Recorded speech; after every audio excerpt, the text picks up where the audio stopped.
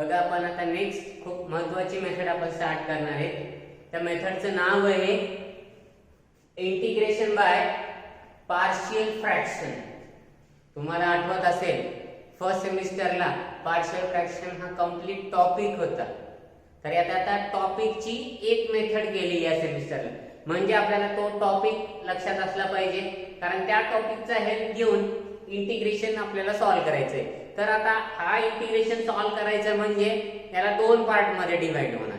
एक म्हणजे तुमचं पार्शियल फ्रॅक्शन आणि आलेल्या पार्शियल फ्रॅक्शनचं मग इंटिग्रेशन घ्यायचे. म्हणजे ऑलरेडी अर्धा प्रॉब्लेम किंवा अर्ध सोल्युशन फर्स्ट सेमिस्टरला झाले. आता आपल्याला त्याच्या फक्त पुढचा पार्ट फक्त बघायचा आहे. राईट, तुम्हाला एक 2 मिनिटांमध्ये रिकॉल करतो. पार्शियल फ्रॅक्शन मध्ये आपण 4 टाइपचे हे बघितले होते एक्झाम्पल्स. यात पहिले 3 जे टाइप होते ते प्रॉपर फ्रॅक्शनचे होते आणि हा जो चौथा टाइप होता तो इम्प्रॉपर होता. या प्रॉपर मध्येच पहिला टाइप होता लिनियर नॉन रिपीटेड फॅक्टर्स किंवा roots. Linear non repeated factors किंवा लिनियर नॉन रिपीटेड रूट्स. दूसरा टाइप होता लिनियर रिपीटेड रूट्स किंवा factors.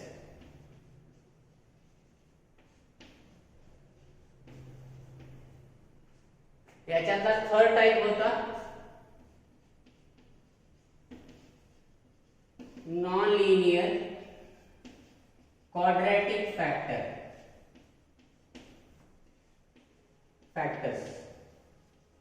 Non linear quadratic factors किंवा नॉन लिनियर क्वाड्रॅटिक इक्वेशन म्हणलं तरी चालेल. आणि हा होता तो आपण कुठल्या मेथडने सॉल्व्ह केला होता माहिती, तर तो ऍक्च्युअल डिव्हिजन मेथडचा इम्प्रॉपर फ्रॅक्शन.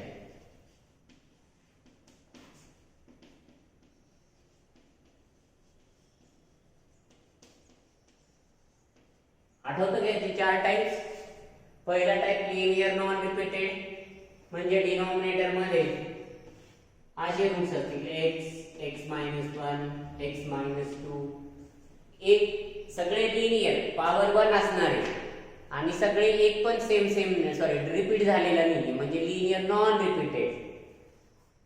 दुसऱ्या टाइपचं एक्झाम्पल म्हणजे 1/x-1 या टर्मचा स्क्वेअर ब्रॅकेट x-1 त्याचा स्क्वेअर, म्हणजे हा फॅक्टर काय झालाय, रिपीट झालाय.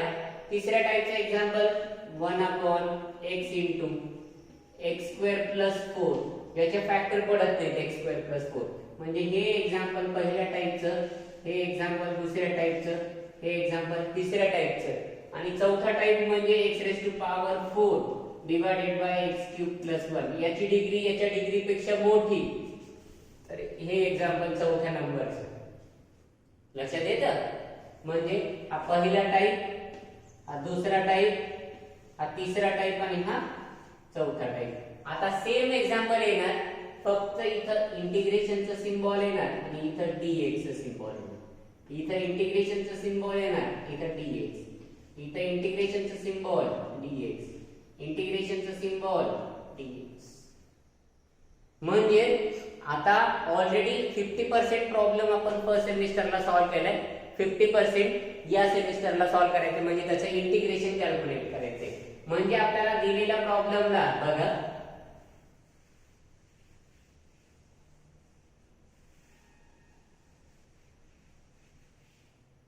याला आपण फर्स्ट सेमिस्टर मध्ये आठवत असेल काय काय मेथड्स यूज केल्या होत्या या टाइपचे एक्झाम्पल सॉल्व्ह करायचं असेल तर या टर्मला म्हणलं होतं डिनॉमिनेटर मध्ये 3 टर्म्स म्हणून a/x, b/x-1, c/x-2. इथं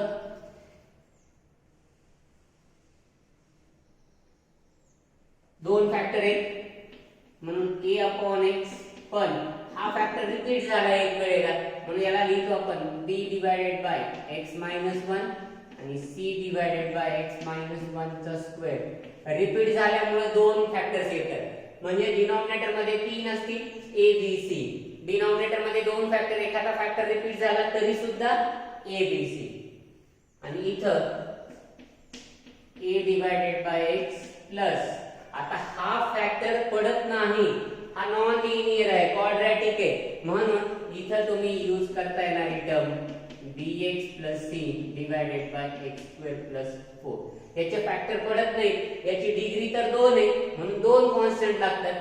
याला a b c तीन कॉन्स्टंट, कारण हा पहिला फॅक्टर, हा दुसरा फॅक्टर, हा तिसरा factor, a b c. Right. इथं हा पहिला फॅक्टर म्हणून a, हा एकच फॅक्टर आहे पण दोन वेळेला रिपीट झाला म्हणून b आणि c आणि x मायनस 1 चा स्क्वेअर. इथं हा एक फॅक्टर म्हणून a.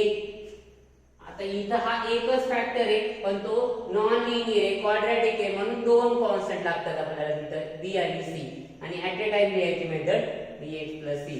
आणि याला सरळ सरळ आपण जे ऍक्च्युअली डिव्हिजन करतो ना ती मेथड वापरायची. ऍक्च्युअल डिव्हिजन मेथड यूज करून भागाकार करून याला या फॉर्मॅट मध्ये आणायचे q plus r upon d. या फॉर्मॅट मध्ये लिहून हे चौथ्या टाइपचे एक्झाम्पल सॉल्व्ह करायचे, फर्स्ट, सेकंड, थर्ड आणि फोर्थ. तर आता one by one majority problem तुमचे पहिल्या दुसऱ्या टाइप वरती असतात, मेजॉरिटी, आणि तिसरा टाइप एक. चला first example. Look at the first example. Evaluate integration dx upon x into x plus 1. म्हणजेच त्याला x dx म्हणजेच 1 upon x into x plus 1 असं पण लिहिता येतं. dx ला सेपरेट केलं. आता बघा 1 upon x into x plus 1, denominator मध्ये किती रूट्स किंवा किती फॅक्टर्स आहेत? 2. दोन्हीच्या दोन्ही लिनियर आहेत का? यस, दोन्ही लिनियर आहेत. दोन्ही रिपीट आहेत का? एक पण रिपीट नाहीये. म्हणजे हा कुठल्या टाइपचं एक्झाम्पल झालं? टाइप 1चं. Linear non repeated roots. आणि दोन रूट्स असल्यामुळे दोन कॉन्स्टंट लागणार. त्याला सॉल्व्ह करायची मेथड बघा. आता बघा हा पार्ट दिलाय 1 अपॉन x इंटू x. आपल्याला इंटिग्रेशन काढायचंय पण त्याच्या अगोदर आपण याला पार्शियल फ्रॅक्शननी सॉल्व्ह करूया. पार्शियल फ्रॅक्शननी सॉल्व्ह करायचं असेल तर 1 upon x into x plus 1. This term will be written as there are two factors containing denominator, so we require two constant a divided by x plus b divided by x plus 1. आठवतं first semester? आठवा आता cross multiplication a into x plus 1 plus b into x आणि whole term divided by x into x plus 1. या दोन वेगवेगळ्या term आहेत म्हणून multiplication होत असतं.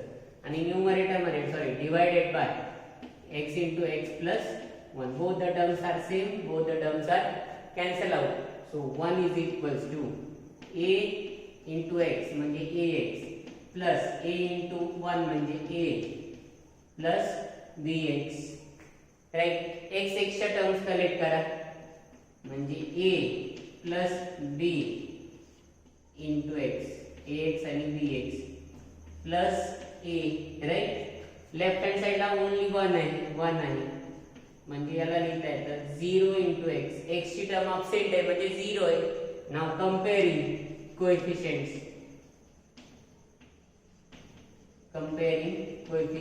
वी गेट कोएफिशिएंट जर कंपेअर केला तर a plus b x चा कोएफिशिएंट आहे म्हणजे a plus b ची value 0. We get a plus b is equals to 0 आणि a ची value 1. so directly a is equals to 1. म्हणजे एक व्हॅल्यू मिळाली a is equals to 1. b calculate करता येतो. so this implies 1 plus b is equals to 0 म्हणजे b is equals to -1. right. therefore 1 divided by x into x plus 1 is equals to a means 1 upon x plus b means -1 upon x plus 1. इथं plus आहे इथं minus आहे म्हणजे या टर्मला लिहिता येतं 1 divided by x minus 1 divided by x plus 1. so 1 upon x into x plus 1. So हा झाला तुमचा 50% म्हणजे पार्शियल फ्रॅक्शनचं एक्झाम्पल झालं. आता आपल्याला या पार्शियल फ्रॅक्शनला काय करायचंय, इंटिग्रेशन करायचंय. So therefore integration of 1 divided by x into x plus 1 into dx. या फंक्शनचं इंटिग्रेशन म्हणजे राईट हँड साइडचं इंटिग्रेशन, म्हणजेच integration in bracket 1 divided by x minus 1 divided by x plus 1 into dx. आता या फंक्शनचं integration म्हणजे right hand साइडचं integration, आणि right hand साइडचं integration आपल्याला काढणं सोपं आहे. 1 upon x dx मल्टिप्लाय केलं minus integration 1 upon x plus 1 into dx. Right, what is the integration of 1 upon x? 1 upon x say integration log x. 1 upon x plus 1 say integration log x plus 1 and plus c. So this is equals to log of x divided by x plus 1 plus c. तर हा division कसा झाला माहितीये, log m minus log n हा formula माहिती असेल तर बघा, log m minus log n equals to log m by n हा फॉर्म्युला आहे आपल्याकडे. log m minus log n म्हणजे तुमचं फायनल आन्सर log ऑफ, हे पण चालतं log x minus log x plus 1, पण इथं log मध्ये सबट्रॅक्शन आहे म्हणून डिव्हिजन होतं, म्हणून हे फायनल आन्सर तुमचं i is equals to log of x divided by x plus 1 plus c. खूप इम्पॉर्टंट आहे, अशा छोटे छोटे एक्झाम्पल्स एक्झाममध्ये 100% येणार, कारण ऑलरेडी अर्धा पार्ट तुम्हाला झाला आहे फर्स्ट सेमिस्टरला पार्शियल फ्रॅक्शनचा. फक्त पुढच्या या 4 टर्म्स म्हणजे बघा इथून फक्त सेकंड सेमिस्टर आहे, इथं बऱ्याचचा पार्ट ऑलरेडी फर्स्ट सेमिस्टरचा आहे, आणि हा पार्ट म्हणजे सेकंड सेमिस्टरचा आहे. हा फर्स्ट सेमिस्टर सेम 1 ऑलरेडी माहिती आहे, फक्त या 3-4 स्टेप त्याचं इंटिग्रेशन काढणं एवढंच आहे आणि त्या मेथडला, म्हणून या मेथडचं नाव काय आहे, integration by partial fraction. Partial फ्रॅक्शनचा यूज करून आपण हे एक्झाम्पल सॉल्व्ह करायचे, राईट. चला प्रॉब्लेम नंबर 2 बघा. प्रॉब्लेम नंबर 2, सेकंड नंबरचा प्रॉब्लेम.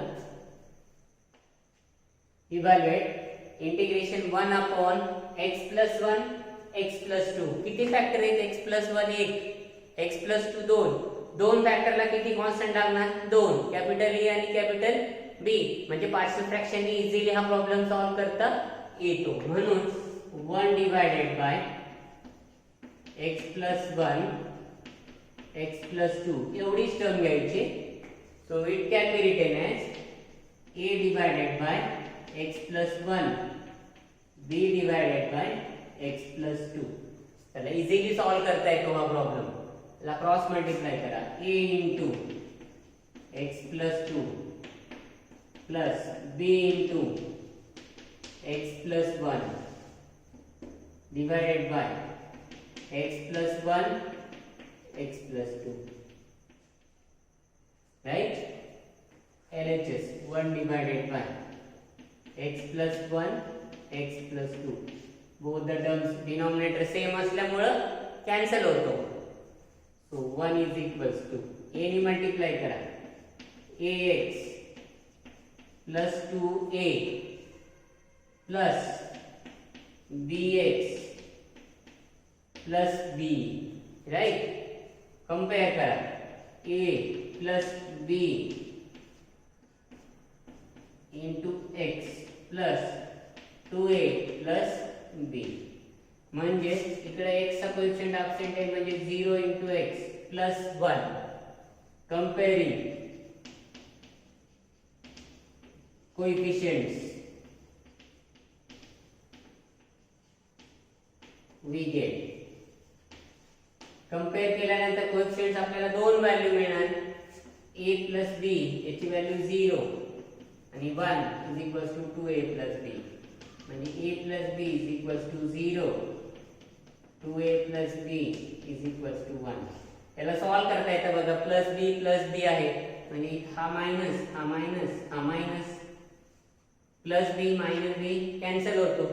a मधून -2a गेला म्हणजे -a राहतो आणि 0 मधून -1 गेला म्हणजे -1 राहतो. म्हणजेच आपल्याला -a -1 तर a व्हॅल्यू काय मिळते 1.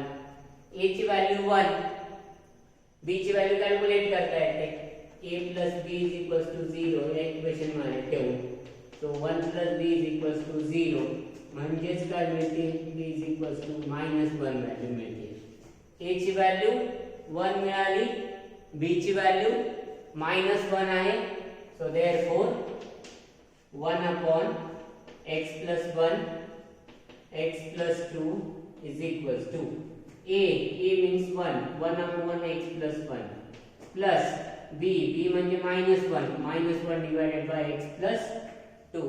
इथं प्लस आहे इथं मायनस आहे म्हणून मायनस होणार 1/x + 1 -1/x + 2 म्हणजे ही total value 1 divided by x + 1 x + 2. तर हा अर्धा प्रॉब्लेम झाला पार्शियल फ्रॅक्शनचा. इथपर्यंत ऑलरेडी आपण फर्स्ट सेमिस्टरला पण हा प्रॉब्लेम सॉल्व्ह केलाय. आता फक्त पुढची स्टेप म्हणजे LHS चं इंटिग्रेशन आणि RHS. LHS आणि RHS दोन्ही साइडचे इंटिग्रेशन घ्यायचंय. So let us take integration of 1 divided by x + 1 x + 2 into dx. म्हणजे हा आपला प्रॉब्लेम झाला, प्रॉब्लेम नंबर 2. आणि राइट साइडचे इंटिग्रेशन ब्रॅकेट मध्ये घ्या 1/x + 1 -1/x + 2 आणि मल्टिप्लाय बाय dx. चला सेपरेट इंटिग्रेशन काढा. Integration 1/x + 1 into dx minus integration 1/x + 2 into dx. आता हा एक्झाम्पल 1/x सारखा दिसतो, कंपोजिट आहे, पण याचा डेरिव्हेटिव्ह पण 1 येतो, याचा डेरिव्हेटिव्ह पण 1च येतो कारण x + 2 x चा डेरिव्हेटिव्ह 1 2 चा डेरिव्हेटिव्ह 0 x + 1 x चा डेरिव्हेटिव्ह 1 1 चा डेरिव्हेटिव्ह 0. म्हणून याची व्हॅल्यू येते ओन्ली log x + 1. तुम्हाला पाहिजे असेल तर इथे लिहू शकता divided by derivative of x + 1, पण हा लिहायची आवश्यकता नाहीये कारण याचा डेरिव्हेटिव्ह 1च आहे. Minus log x + 2 divided by derivative of x + 2 आणि शेवटी प्लस c. म्हणजे ही व्हॅल्यू येणार log x + 1 x चा डेरिव्हेटिव्ह 1 1 चा derivative 0 minus log x + 2 x चा डेरिव्हेटिव्ह 1 2 चा डेरिव्हेटिव्ह 0 प्लस c. म्हणजे 1 + 0 1 1 + 0 1 म्हणजे फक्त व्हॅल्यू काय येते तर व्हॅल्यू येते log x + 1 minus log x + 2 plus c. म्हणजे तुम्हाला याला असं पण लिहिता येतं. सो दिस इक्वल्स टू या प्रॉब्लेमचा आन्सर बघा. फायनल स्टेप अशी लिहिता येते I = log of x + 1 divided by x + 2 plus c. इथं मायनस आल्यामुळे या दोन टर्मचं काय होतं division. Because of this minus sign answer will be division. log of x + 1 divided by x + 2 plus c. Next, third example. Now look at problem number 3. Evaluate integration dx divided by x + 2 x + 3 म्हणजेच I = 1/x + 2 into x + 3 dx. x + 2 एक factor, x + 3 दूसरा factor. दोन्ही factor linear आहेत, दोन्ही factor non repeated. म्हणजे हा परत पहिल्या टाइपचे example linear non repeated roots किंवा लिनियर नॉन रिपीटेड फॅक्टर्स. आणि पहिल्या टाइपचे एक्झाम्पल खूप सिंपल आहे, a/, first factor plus b/, second factor.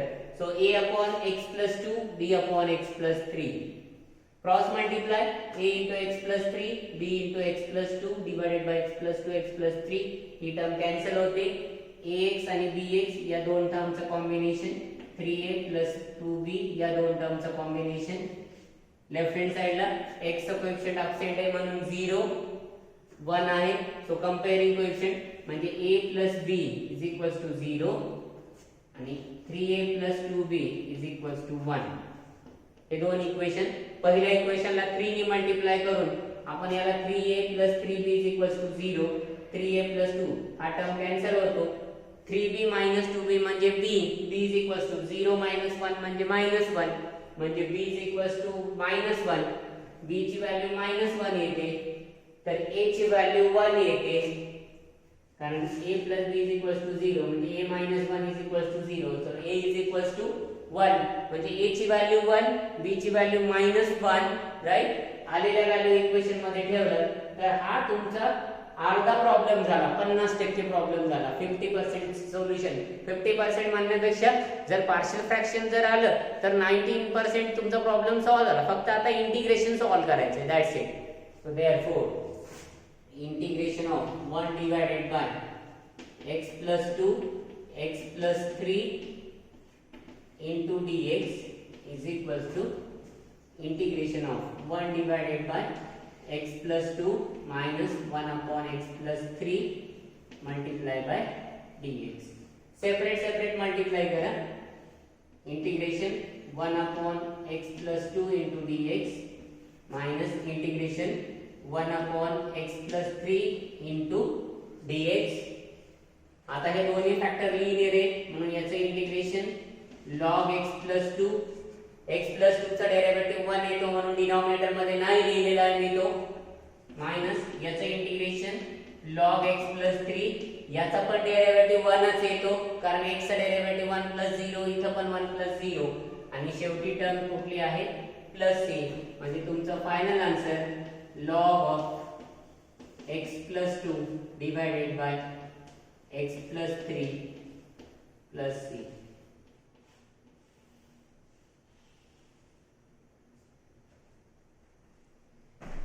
बघा कुठली स्टेप काही प्रॉब्लेम आहे का तुम्ही चेक करा, क्रॉस चेक करा, कारण माझ्याकडून पण मिस्टेक होऊ शकतात. कुठं प्लस राहू शकतं, कुठं मायनस राहतं, लॉग ए च्या ठिकाणी log 9 लिहिलं जातं, तर त्या मिस्टेक्स तुम्ही करेक्ट करायच्या आहेत. म्हणजे जर बाय मिस्टेक, शक्यतो मिस्टेक होत नाही, पण जरी झाली तरी तुम्ही ती करेक्ट करा म्हणजे तुम्हाला लक्षात येईल ती मिस्टेक. ठीक आहे, ओके. चला next example number 4. Now look at example number 4. Evaluate integration x square plus 6x minus 8 divided by x cube minus 4x into dx. आता दिसायला तरी तुम्हाला पण डिनॉमिनेटर मधून x कॉमन घेता येतो बघा, म्हणून i is equals to x common घेतल्यानंतर डिनॉमिनेटर मधून x स्क्वेअर मायनस 4 आणि x स्क्वेअर मायनस 4 म्हणजे x स्क्वेअर मायनस 2 स्क्वेअर, म्हणजे याचे फॅक्टर्स काय पडतात x मायनस 2 x प्लस 2, म्हणजे डिनॉमिनेटर मध्ये 1 2 3 तीन factors. So we require 3 constant, capital A upon x, B upon x minus 2, C upon x plus 2. तीन कॉन्स्टंट लागतात, तिन्ही वेगवेगळे आहेत, लिनियर नॉन रिपीटेड, म्हणजे परत टाइप नंबर 1 च एक्झाम्पल आहे. ठीक आहे, चला बघा, म्हणजे याला सॉल्व्ह करायचं आहे आता. तर याला सॉल्व्ह करायचं असेल तर a हा पार्ट सोडून बाकी दोन पार्टनी multiply, x minus 2 x plus 2 plus b into x plus 2 plus c into x minus 2 आणि whole term divided by x minus 2 x plus 2 आणि LCM 1 divided by x minus 2 x plus 2. दोन्ही टर्मचा denominator same आहे, cancel होतो. So 1 is equals to a into, आता बघा x minus 2 x plus 2 या दोघांचं multiplication आपल्याला माहिती आहे, तर ते आहे x square minus 4, right, plus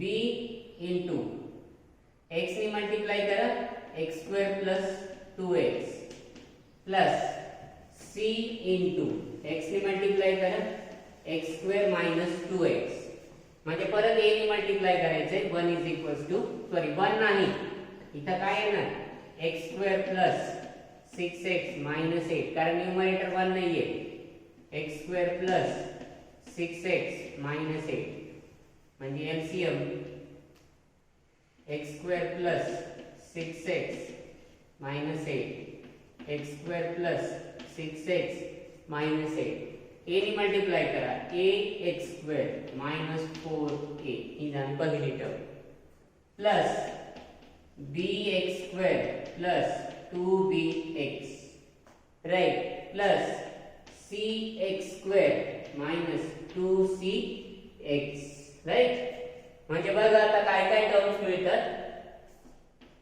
x square x square x square एकत्र करायचे म्हणजे a plus b plus c into x square right x बघा हा 2b हा 2c so plus 2b minus 2c into x आणि आता फक्त कोणती टर्म राहिली तर -4a राहिला तो -4a आणि left hand side 1 into x square plus 6x minus 8 so right here comparing coefficients